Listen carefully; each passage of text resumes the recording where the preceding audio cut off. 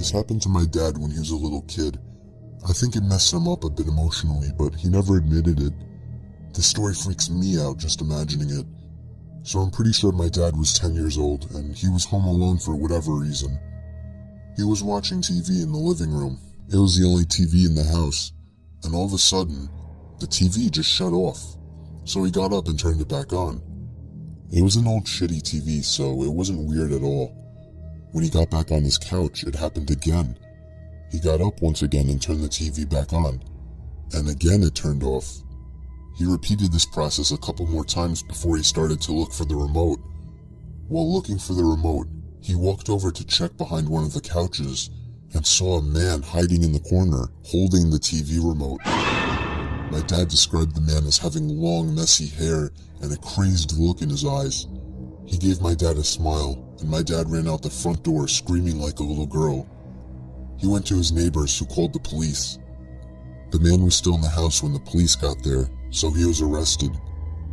My dad told me that he still assumes the man was either homeless or crazy. Either way, this story is downright terrifying. My friend told me about something that happened to her when she was younger, about 8 or 9. She was walking home from school and got her key out to let herself into the house. Her single mom worked and came home later on weekdays. As she reached up to put the key in the door, her mom opened it in a dressing gown, having left work sick. Instead of greeting her, she looked straight past my friend and immediately said, "Who are you?" My friend turned around, and a man in a long coat hurried back down the path and down the street. Being ill that day had possibly saved her daughter from something potentially horrible happening to her. Before I start this story, I want to note that Jacob's mother is a drug addict, and his father really didn't have much wrong with him outside of being with his mother. So one night, when Jacob and his father were asleep, they heard a series of loud banging, scratching, and moving noises coming from the mother's room. Jacob's father jumped out of the bed and ran down the hall and started slamming on the door. His mother opened it, yelling at him to quiet down and that he woke her up. He asked her about the sounds.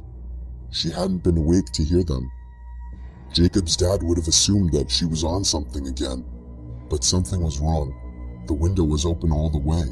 The TV was moved across the room, still plugged in, and had the screen facing outside. Jacob's dad was reasonably scared. He shut the window, got his bat, locked the mother's room from the outside, and made her sleep in the living room. He stayed up most of the night. He woke up Jacob at 5. It was still dark out. Jacob went out to the kitchen where his mother already was. A couple minutes later, his dad walked in, wide-eyed. He pointed at Jacob and his mother and held his finger to his lips. They both quieted down. They heard something shuffling around on the roof, going from edge to edge.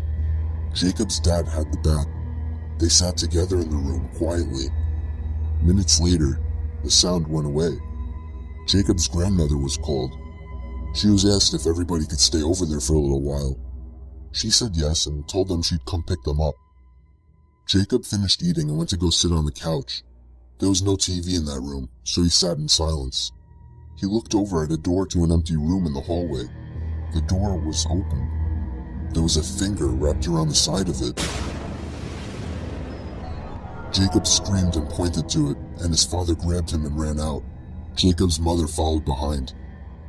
They went to a gas station and sat out front until they saw Jacob's grandmother's truck. Jacob described how unnatural the finger looked to me. He said it reminded him a little bit of a foam finger in length and width. It was wrapped clear around the door frame, the door itself being latched on the opposite side. They didn't go back to that house much after that. Once they'd gotten everything out of it, they never went back again. Nothing was stolen, and the window in the empty room was open. I was 13 years old. I had the most isolated bedroom imaginable. Mix that with a wild imagination, and I was often up late at night, scared and paranoid, unable to fall asleep. My bedroom was a separate floor of the house, on the opposite side of my parents' room. They had no way of hearing what was going on in my room.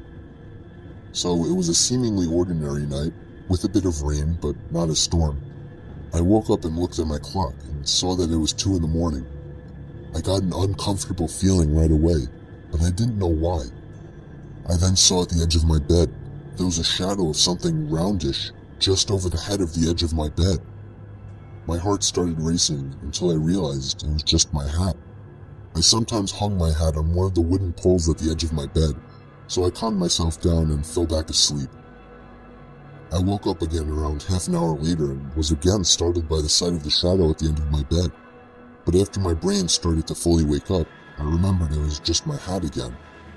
This process happened one more time that night, probably another half hour later, and once again, I was startled by the sight of the shadow.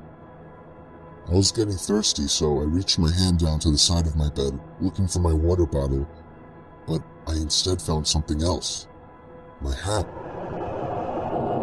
And at that instant, I felt my heart drop into my stomach, as I almost fell out of my bed trying to turn the lamp on. The light revealed the face of a man, peering over the edge of my bed, staring right into my eyes. I let out the highest pitched scream a boy could possibly produce, and ran straight past the man and down the stairs of my room.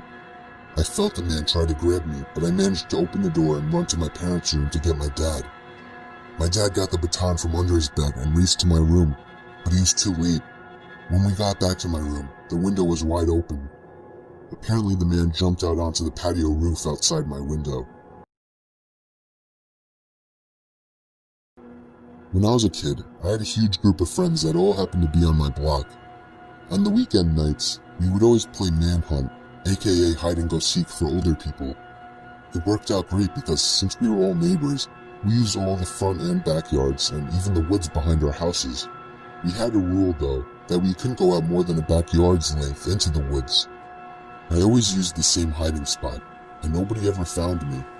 I always hid behind an old rusty barrel that was thrown into the woods years ago.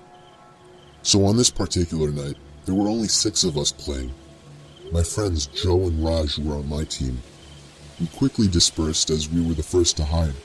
I ran to my usual hiding spot, through my backyard into the woods behind the barrel.